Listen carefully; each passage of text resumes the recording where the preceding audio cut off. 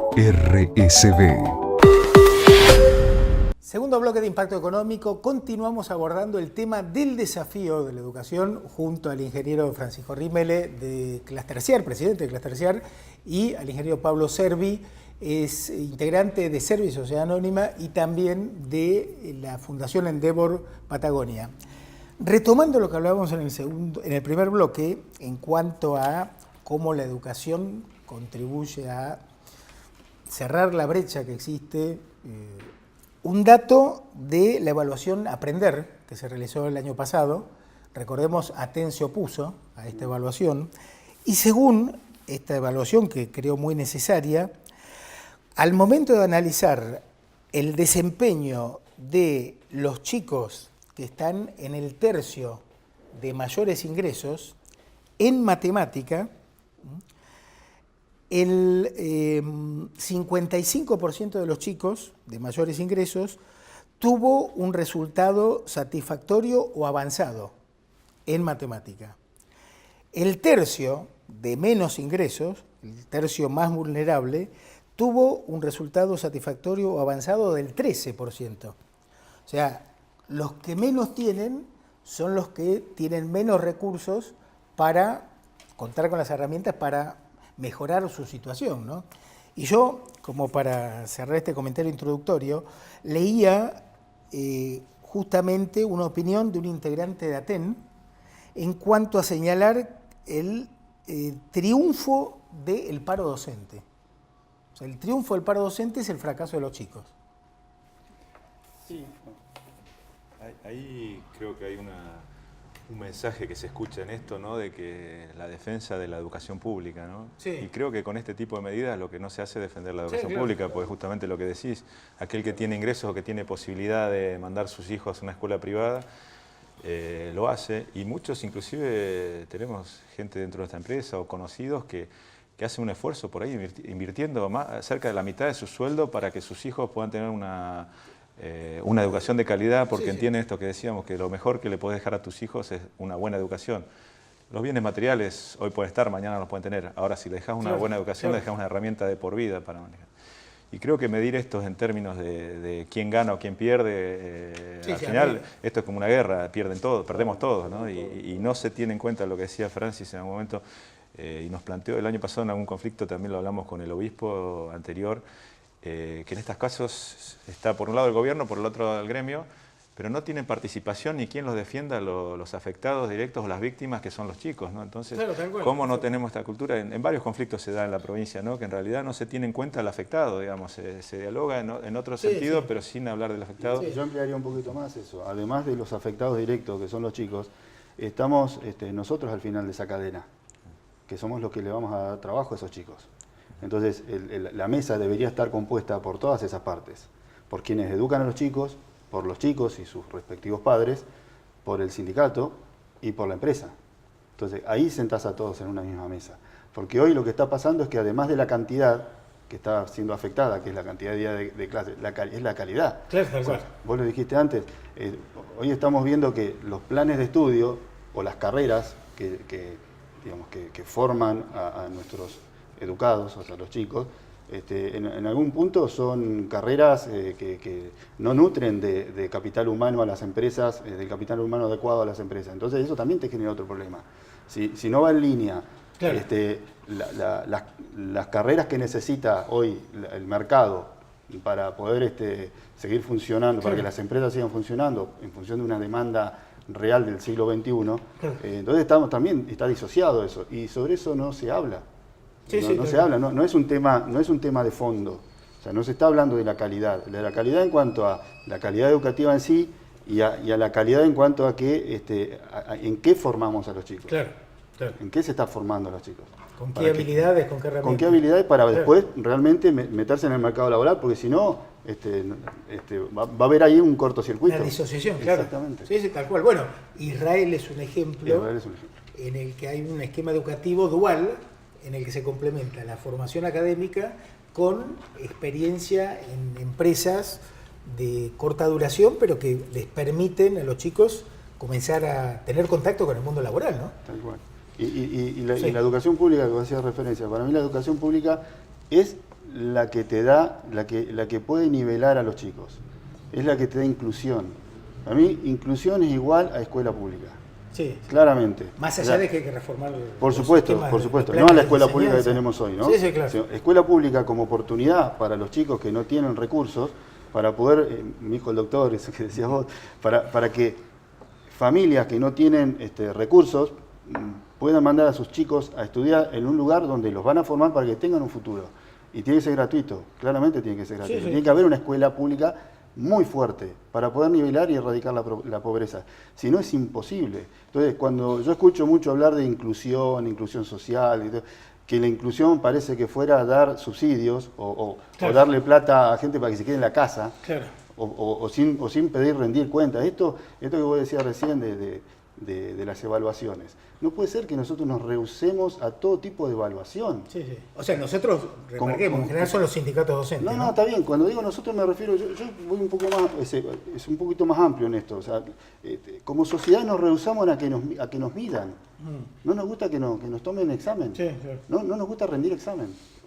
Pero para nada, en absoluto. Entonces, si no tenemos que dar cuentas, porque estamos y no nos aseguramos de que hay una evolución, porque rendir examen, ¿qué es?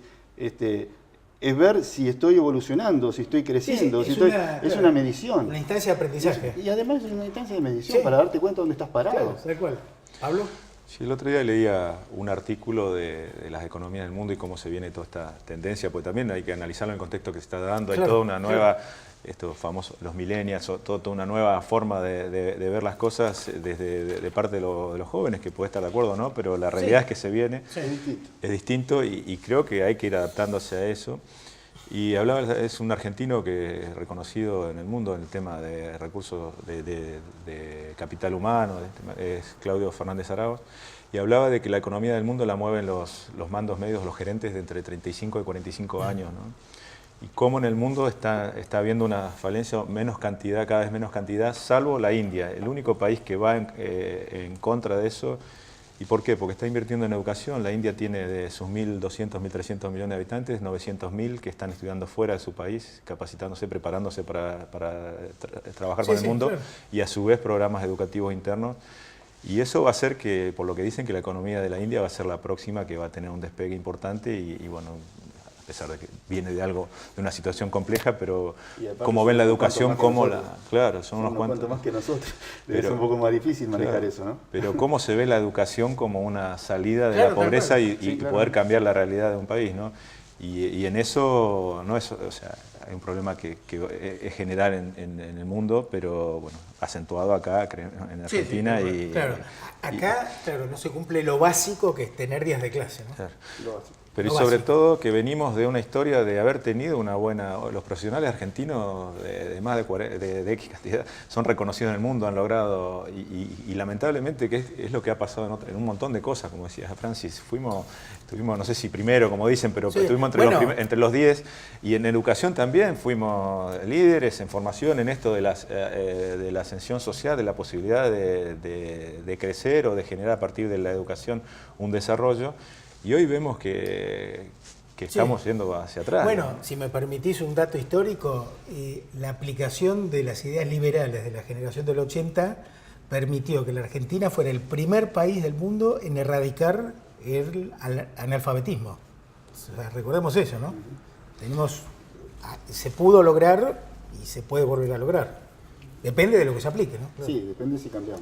Claro, no, obvio. Sí, claro. Si cambiamos en serio las maneras de hacer las cosas. Sí, hay exacto. un dicho que dice que si querés que las cosas cambien, no sigas haciendo lo mismo, ¿no? Sí. O sea, para que las cosas cambien tenés que hacer algo distinto. Bueno, otro tema también que me parece útil traer a la mesa nuevamente, producto de la iniciativa de un grupo de padres, liderado por Enrique Especoña, que presentaron un recurso de amparo para garantizar el derecho a la educación de los chicos. Bueno, hasta ahora ahí juega la justicia, ¿ves? Ahí juega la justicia. Claro. La educación y la justicia. Claro.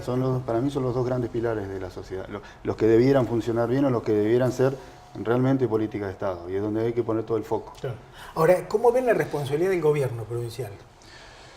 Y ahí creo que bueno, son responsabilidades compartidas, pero este tema de medir fuerzas, la otra vez me comentaba un abogado, dice justamente cuál es la justicia o las leyes es lo que hacen que igualan la fuerza de todos, digamos, ¿no? Porque si no, ¿quién tiene más poder o quién ejerce la violencia o quién ejerce violencia? Hay diferentes formas de ejercer la violencia, ¿no? Claro, Algunos, claro. que algunos son peores que la violencia física, ¿no? Digamos, de cooptar o no dejar que se pueda acceder a ciertas cosas. Entonces ahí claramente tienen que estar las leyes y un Estado presente que tiene sus tres poderes, ¿no? Que tendría que estar involucrados en esto y en darle solución, digamos. Porque si acá hablábamos de quién representa los derechos de los niños, en teoría si están siendo afectados, vulnerados, claro, tendría que ser la justicia quien actúe, pero evidentemente no lo hace. O sea, tendría que hacerlo de hecho directamente, ¿no? Al ver que hay algo así, pero ni siquiera tiene que estar este movimiento de padres para estar realmente con un esfuerzo grande en lo que están haciendo para poder mover la justicia, y así todo le cuesta muchísimo, porque parece que, o sea, todavía que los equivocados son los padres, sí, que están pidiendo, claro, que sus hijos puedan acceder a la educación. Entonces, realmente y claramente tiene que haber el Estado cumplir su rol, que es el de defender los derechos de todos. Está bien, hay derecho a la huelga, pero también hay un derecho a la educación. Sí, sí, no derecho afectar, claro. Esto estamos siempre a ver quién tiene más fuerza o quién lo ejerce de otra manera, digamos, por la violencia o por la fuerza, creo que hasta fuera de la ley en muchos casos, ¿no? Al no haber quién equipare o la justicia que ponga orden en esto, caemos en este desorden, ¿no? Sí, sí. Bueno, uno conoce casos de maestros, profesores que quieren dar clase y muchas veces son presionados, llegan y se encuentran en un colegio cerrado, cuando el colegio siempre tiene que estar abierto, es un tema. Ahora, en las empresas de cada uno, ¿en qué áreas, en qué temas ven una mayor falencia en la formación? Nosotros estamos cumpliendo 26 años de desarrollo empresario de Cluster CIAR con sus empresas. Y a mitad de camino de esta vida, por allá hace unos más o menos 10 años, empezamos a pensar, y surgió por necesidad, ¿no? Esto que vos estás preguntando. Claramente empezamos a tener muchas dificultades en el crecimiento de encontrar gente, te estoy hablando hace 10 años atrás. Sí, gente calificada. Gente calificada, no porque no la hay poca. Y la que es calificada, como decía Pablo, son los mayores. O sea, no hay camadas nuevas, claro, que formar para que esto tenga una continuidad. Claro. Entonces decidimos iniciar un emprendimiento social, que es, lo mencionaste hoy, Fundación Potenciar, con el espíritu de que sea, de que haga de nexo, de que conecte a la empresa con la sociedad.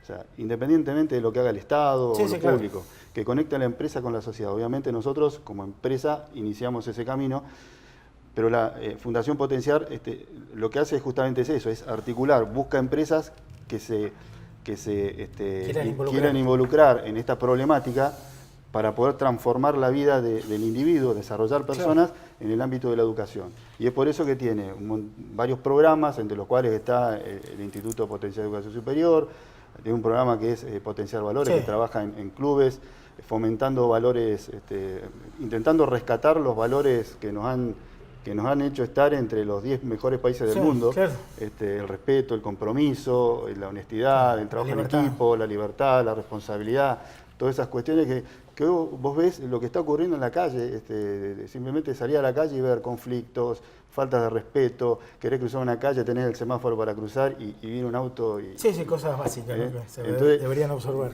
Vos decís, estamos viviendo en una sociedad caótica, totalmente caótica. Y los que lo tenemos que cambiar somos todos nosotros. Claramente el Estado tiene un rol fundamental porque podría llenarnos de mensajes a través de los medios, pero de este tipo de mensajes, para rescatar los valores. Y a partir del rescate de los valores, de rescatar a la educación como el eje principal de cualquier sociedad para que pueda tener un futuro y pueda tener prosperidad, yo creo que a partir de ahí es donde tenemos que tomar conciencia como sociedad de dónde está el problema para poderlo atacar. Bien. Y después, bueno, que todas las partes se den un poco. Se involucren y se den un poco. Pablo, reflexión final. Sí, bueno, nosotros en el sector nuestro está en una situación compleja, pero sí lo que vemos hoy ante el desarrollo de otras actividades, que lo que falta, o somos formadores en muchos casos de gente que esté electricista, tractorista o que tengan algún conocimiento de mecánica y que después terminan yéndose a las otras actividades que hoy se están desarrollando, ¿no? Básicamente los hidrocarburos. pero la realidad es que necesitamos gente profesionalizada. La actividad nuestra tiene una componente del 50% de mano de obra. Claro. Que claramente la diferencia la hace la gente que tengas, y cómo se relacionen y cómo estén preparados, ¿no? Entonces, creo que en el futuro, hoy es un problema y tenemos que preverlo a futuro y no dejar de pasar estas cosas. Creo que hoy esto debería ser un disparador para generar una discusión. Cómo solucionamos la coyuntura es un tema, pero de acá en adelante y necesitaríamos involucramiento tanto a nivel empresarial, a nivel sociedad en esto. Sí, todos los sectores. Claro, porque es responsabilidad de todos, creo también esto. La educación es una responsabilidad, así como decía Francis, que es uno de los pilares de una sociedad que se pueda desarrollar. Creo que en ese sentido tendremos, seguramente después está la parte técnica que tendrán que estar quienes saben cómo se explica, cómo se hace, pero sí hacia dónde queremos ir, creo que es una decisión que tenemos que participar e involucrar, ¿no? Exactamente. Responsabilidad es un valor central que significa responder con habilidad, ¿no? Es bueno recordarlo. Les quiero agradecer el tiempo dedicado, el reconocimiento también, porque son dos empresarios que se involucran con desarrollar acciones para mejorar el entorno. Yo siempre digo que en la Argentina hablamos mucho, pero hacemos poco, y lo útil es ser congruente entre lo que uno dice y lo que uno hace. Por eso, para mí ustedes son dos ejemplos que es bueno mostrar y darles un espacio para opinar, porque bueno, creo que es la forma de aportar a la identificación de soluciones, ¿no? A eso creo que hay que apuntar. Así que muchas gracias. Bueno, Gracias a vos por el espacio. Gracias. Y una reflexión final. Creo que esta falta de participación, de involucramiento en el tema educativo a la que hacían referencia es suicida, diría yo, es autodestructiva. Por eso yo nuevamente y con modestia quiero incentivar, convocar a los involucrados, especialmente a los padres de los chicos que hoy no tienen clase. Me parece que es una irresponsabilidad, como he dicho, traer hijos al mundo y después quedarse de brazos cruzados ante un problema tan grave como es la falta de educación. Siempre hay tiempo para reaccionar, espero que empiecen a hacerlo porque esa indiferencia afecta directamente a sus hijos. Y por supuesto la responsabilidad del gobierno provincial y del sindicato docente en encontrar soluciones a este gravísimo problema. Neuquén está viviendo un desastre educativo. Pausa y venimos, no se vayan. Tenemos amplia infraestructura y disponibilidad permanente del producto, porque la construcción no se detiene. Carlos Isla Sociedad Anónima. Estamos en casa. Comunicar con calidad impresa hace la diferencia. Folletos, papelería corporativa y comercial, libros, revistas, imprenta offset y digital, tecnología de última generación. Artegraph, la imprenta más grande de la Patagonia. 30 años imprimiendo calidad. Cuando lo llamas, siempre te responden.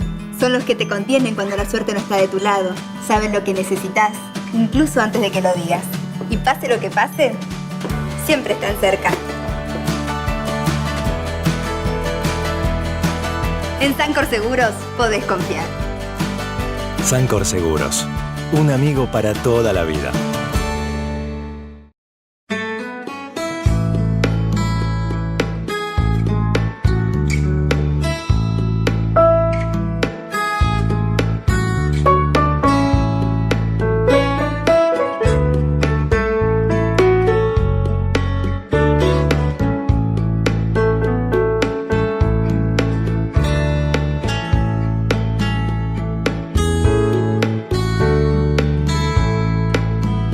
Viví la excelencia. Hoteles y Casinos del Río.